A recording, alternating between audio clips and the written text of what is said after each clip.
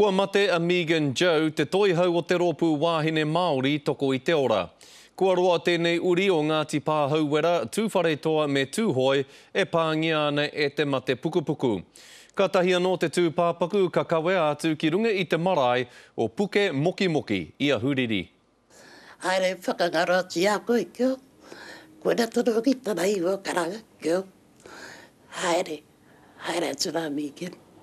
Ko ngā kupu poroporo aki a te kuia morehu o te rōpū wāhine Māori toko i te ora ki tā rātou kōtiro. E toru tau ki muri nei i eke ai a Megan Joe hei toi hau mo te rōpū.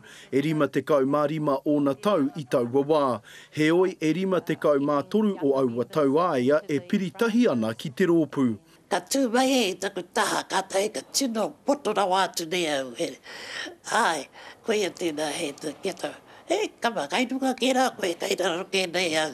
E tūana, he kari, ka tū pēnā mai e. He māma he kuia hoki aia ki ana tamariki mo kupuna. Aha koa tēnei wā kino mo te whānau, kua roa nei ia e pāngia ana e te mate pukupuku ki o nau. Nō reira kua hikina te mamai me te taumahatanga. Aha ko te taumaha, he kaha no te whānau ki te tiaki mātau i a mātau anō.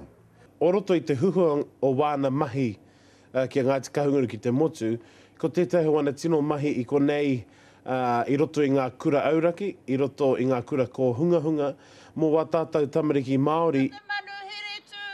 E hea tau a Megan Joe e mahi ana i roto i te ao mātauranga, kei te mātau te whāngai tōranga pū o te rohe, minita mātauranga hoki o mua ki ana mahi. I roto i aku te tangi moke moke mo tēnei tino wahine, e wahine u Māria, e rere atu ki te wahira, e mohe atu tātou hakuni ka tai atu te katoa. Kei te āta whakaarohia te mahi nui kei mua i a mātau, e āta whakaarohia ana i tērā o ngā kōrero, he poto āronga, he roa āraro. Ka mahue mai ko tōna māma a te Māori Joe, tana hoa rangatira me ana tamariki mokopuna. Roihana Nuri, Te Karere. Ka tiraha a Megan Joe ki te marae o Puke Moke Moki i a Huriri, taino atu ki te rā mere. Ka whakahaeretia ngā karakia whakamutunga ki aia i te tekau mātahi karaka i te ata o te rā horoi. Arā ki runga i te marae o Waipapa Aiwi i Mohaka.